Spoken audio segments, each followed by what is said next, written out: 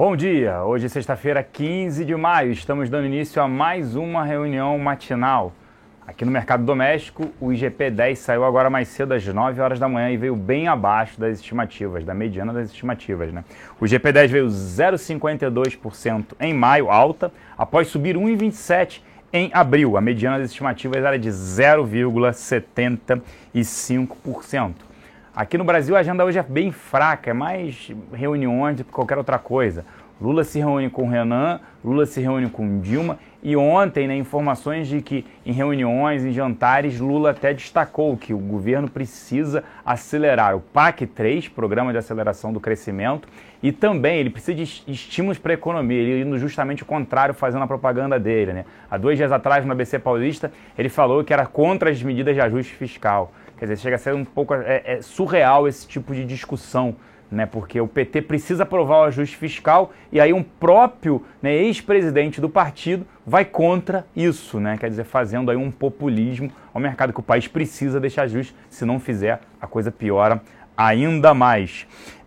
Além disso, né, às 14 horas o Banco Central apresenta o seu boletim regional em São Paulo e às 15 horas o diretor de política econômica, ele vai falar aí, vamos ficar atento a isso, mas bem fraco a agenda aqui. Lá fora a bolsa operava em alta, os futuros nos Estados Unidos operavam em alta, aguardando os dados aí do índice Empire States que vieram abaixo, né, índice de atividade que vieram abaixo das expectativas. Para variar, a economia por lá não vem demonstrando uma aceleração como a esperada. Sempre se falava assim, não, mas é por conta do frio, da geada, da nevasca. Já se passou, a gente já está no final praticamente do segundo trimestre, já passamos da metade do segundo trimestre hoje, e não se fala ainda em recuperação pelos dados de atividade norte-americana, pela recuperação. Por isso que o dólar não sai ali da casa dos R$3, ele chegou a bater a quase 3,30 e voltou, muito por conta desses dados piores do que o esperado na economia norte-americana. Na Europa, os índices, né, na sua grande maioria, operavam em alta,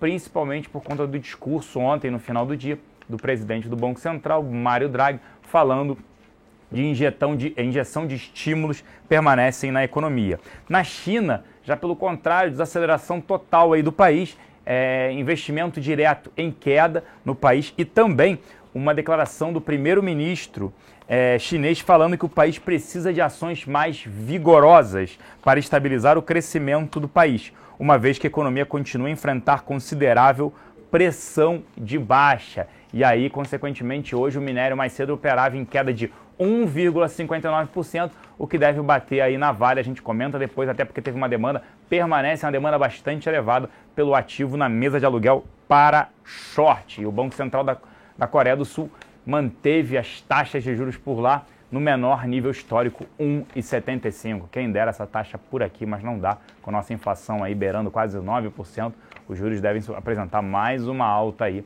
de pelo menos 0,25% na próxima reunião. O mercado já projeta uma alta de 0,5% para a próxima reunião em junho do Copom. Agora eu passo aqui para Danilo Zanini para ele comentar sobre como é que abriu o futuro, o câmbio e também as oportunidades de investimento. Bom dia, Danilo. Bom dia, Celso. Bom dia, XP. Vamos lá então, pessoal. Hoje o nosso mercado aí está amanhecendo bem próximo à estabilidade, tá? O dólar trabalhando com um leve movimento de alta de 0,2%, enquanto a nossa bolsa oscila aí sem muita oscilação percentual no início dessa manhã. Vale ressaltar que ontem nós tivemos um dia um pouco neutro para o nosso mercado referente ao índice Bovespa, tá? O índice Bovespa teve uma valorização de 0,50%, enquanto o nosso índice futuro teve uma valorização de 0,18%. Já em relação ao dólar, teve uma volatilidade ontem no último pregão, fechou cotado a 3.010 pontos, queda de 1,55%. Vale ressaltar que o dólar trabalha num movimento pouco lateralizado, sem muito direcionamento claro. Então a gente vai ficar de olho aí na superação de 3.100 pontos, ou se o dólar vir a perder aí a região de 3.000 pontos, aí a gente pode ter direcionamentos mais claros para o mercado de moedas. Já em relação ao posicionamento dos estrangeiros ontem, no índice futuro, eles ficaram net vendedores em 1.646 contratos, seguem com um saldo comprador de 81.686 contratos. Já em relação ao dólar, uma atuação um pouquinho mais intensa do dos estrangeiros, eles ficaram net vendedores em 18.601 contratos, seguem com um saldo acumulado de 199.971 contratos. Novamente a gente vê o posicionamento dos estrangeiros aí em relação ao dólar futuro abaixo de 200 mil contratos, e no mês eles acumulam aí um net vendedor de aproximadamente 23 mil contratos. Ontem a nossa área de análise nós tivemos algumas atualizações nos papéis que nós estamos posicionados. Ontem nós tivemos a saída de segurança, o stop gain na operação de Suzano. A gente comprou o papel a 15,18, a gente reduziu a nossa posição a 15,64 e o ativo voltou para o nosso ponto de entrada e fez com que a gente encerrasse a operação no lucro. Finalizamos também a operação de Natura, compramos a 30,85, tivemos um stop loss na operação de 3,2%. Ontem, na realidade, a gente comprou as ações, vendemos as ações da BVMF no dia 12 e ontem ela atingiu 3% de lucro em relação ao nosso ponto de entrada, reduzimos a posição e o stop agora ajustado para o ponto de entrada em 12,27, a gente segue com alvo em R$11. Já em relação a Petrobras, ontem foi um call que nós iniciamos na nossa área de análise, a gente abriu uma operação na ponta vendedora, a operação foi iniciada a 13,87, a gente tem um alvo do papel a 12,30 e 13,45 a gente reduz a nossa posição e o stop da operação fica em R$14,50. Gostaria de desejar a todos uma excelente sexta-feira, muita cautela, o mercado está um pouquinho travado, então pode ser que a gente tenha um dia um pouco mais parado, então um pouquinho de cautela para o dia de hoje faz bem. Forte abraço e até mais. Obrigado, Danilo. Fluxo aqui na casa ontem, os locais foram net compradores em 17 milhões e meio de reais. Eles compraram GGBR4, Cielo, Vale 5, Pecari e Petro 4. Na ponta vendedora, Ambev, Uzi Minas 5, Petro 3, Cosan e Embraer. Nas duas pontas, Ultrapar, Suzano, Itaú e Qualicorp. Já os estrangeiros terminaram o dia net vendedores em 30 milhões de reais. Difícil ver o movimento de net vendedor dos estrangeiros. Ontem aconteceu. Eles compraram Brap 4, Hering, HGTX 3, né? Vivo 4 e Ultrapar 3. Na ponta vendedora, Cielo, Croton, Brasil Foods e Ambev. E nas duas pontas, Braskem e Embraer. São resultados de BVMF, o resultado vem em linha com as expectativas, sem grandes distorções. Todo mundo já sabe pelo menos o volume, né? Eles vão calculando o volume, o mercado já vem calculando o volume diário, tanto de BMF quanto do mercado de ações. Só fica mais difícil calcular a parte de derivativos, que foi bom, tá? Foram uma das principais fontes de receita da companhia. O lucro líquido veio 2% abaixo do esperado e a receita acabou vindo 1,8% acima, porque a margem esperada veio um pouquinho pior, né? A margem da empresa veio um pouquinho pior do que a margem esperada.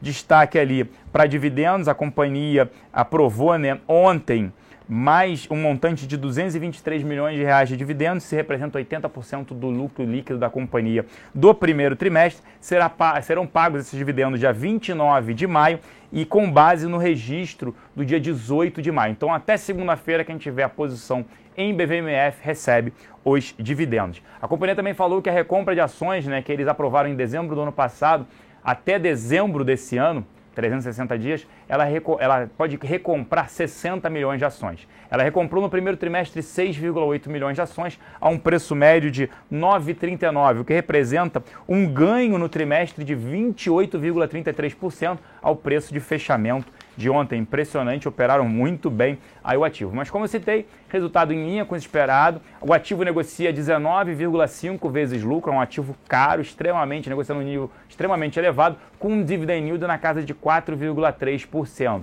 Ou seja, apesar de fazer parte da nossa carteira de dividendos, BVMF, nós temos na nossa carteira short semanal BVMF, desde o início do mês, porque a gente acredita que nesse nível de valuation e o nível também de valuation da nossa bolsa, do Ibovespa, e por ter um beta mais alto, ela poderia sofrer no mês de maio, e é o que está acontecendo, ela está caindo mais do que o índice Ibovespa.